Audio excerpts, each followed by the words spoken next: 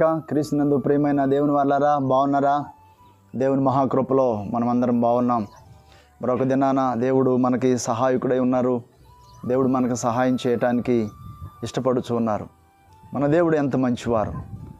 ఆరాధన చేయుచున్న దేవుడు, మనం వెంబడిస్తున్న దేవుడు పరిశుద్ధుడై ఉన్నారండి. పరిశుద్ధుడై ఉన్నారు. ఆయన ఎంత ఉన్నతమైన దేవుడై ఉన్నారు. రండి, ఈ దినాన్ని కూడా దేవుని వాక్యాన్ని మనము ధ్యానించుదాం. పరిశుద్ధ బైబిల్ గ్రంథం నుండి అపోస్తుల కార్యములు 8వ అధ్యాయం 21వ వచనం నుండి నేను చదువుతున్నాను. చూడండి. నీ హృదయము దేవుని ఎదుట సరైనది కాదు గనుక ఈ కార్యమందు నీకు పాలు పంపులు లేవు. కాబట్టి ఈ నీ చెడుతనం మానుకొని మారు మనసు నొంది ప్రభువును వేడుకొనుము. ఒకవేళ నీ హృదయాలోచన క్షమింపబడవచ్చును. దేవునికి మహిమ. ఏమండి, మనం అనేక సార్లు మనల్ని మనం మెప్పించుకుంటూ, మనల్ని మనము ఒప్పించుకుంటూ, ఇదే కరెక్ట్ మార్గం, ఇలాగనే నడుచుకుంటూ సరిపోతుంది, ఇలాంటిదే జీవితం అనని మనల్ని మనము మరి మభ్యపెట్టుకుంటూ ఉంటాం. కాదు కదా.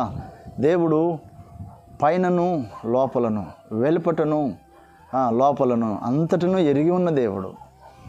పరిశుద్ధాత్మ పూర్ణుడైన పేతురు గారడీ సీమోను అనే వ్యక్తితో మాట్లాడుచున్న మాటను మనము ధ్యానిస్తూ ఉన్నాం, చదువుకొని ఉన్నాం. అతని హృదయం దేవుని ఎదుట సరైనది కాదు అని చెప్పి దైవజనుడు మాట్లాడుచున్నాడు.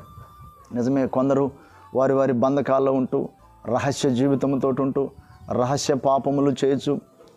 ఏమండి, వారి యొక్క స్థితి, వారి యొక్క హృదయ స్థితి మార్చుకోకుండా మరి దేవుడు నాకు సహాయం చేస్తే బాగుండు అంటారు. దేవుడు సహాయం చేస్తారు తప్పకుండా. ఎప్పుడు హృదయ ఆలోచన మారాలి. హృదయంలో యేసుకు చోటు ఇవ్వాలి. యేసు పరిశుద్ధుడు. యేసు పరిశుద్ధుడు. నిజమే, ఆయన అపరిశుద్ధత ఉన్న చోట ఉండలేడు. మరి అవిధేయత కలిగి ఉన్న చోట ఆయన ఉండలేడు. ఒకవేళ ఇప్పటి వరకు మరి తెలియదేమో ఈ మాటలు నీకు. ఒకవేళ ఒకసారి ఆలోచించు.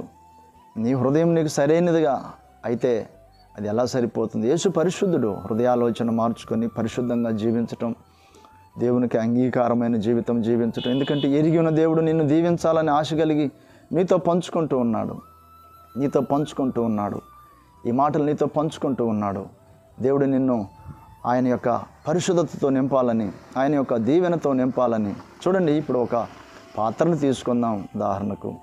ఆ పాత్రలో ఏదైనా వంట తయారు చేయాలి అంటే, ఏదన్నా అన్నం వండాలి అంటే, లేదా ఏదన్నా కూర వండాలి అంటే, ఏదన్నా పదార్థం తయారు చేయాలి అంటే ఆ పాత్ర ఎలా ఉంటే అలాగా వండుతారా చెప్పండి? లేదు కదా. అది శుభ్రపరిచి దాన్ని క్లీన్ చేసి అది మొత్తం నీట్గా ఉన్న తర్వాత దాంట్లో వంటకం తయారు చేస్తారు. ఈ దేవుడు అంతేనండి. దేవుడు పరిశుద్ధుడు. దేవుడు మంచివారు. దేవుడు నిన్ను తప్పకుండా దీవిస్తారు. దేవుడు నిన్ను తప్పకుండా ఆశీర్వదిస్తారు. నీ హృదయంలో ఆయనకు చోటు ఇవ్వు. ఆయన నీవు ఆహ్వానించు. ఆయన ప్రేమ కలిగిన దేవుడు. ఆయన జాలి కలిగిన దేవుడు.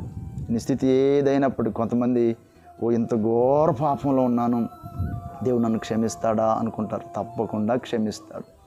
యేసుక్రీస్తు ప్రభువారు క్షమించలేనటువంటి పాపము లేదండి. పాపిని పరిశుద్ధపరిచే యేసుక్రీస్తు ప్రభు అయి ఉన్నారు. సత్యం ఎరుగు, యేసు వైపు తిరుగు, దీవించబడతావు. నీ ద్వారా నీ కుటుంబం దీవించబడుతుంది. నీ ద్వారా నీ బిడ్డలు దీవించబడతారు.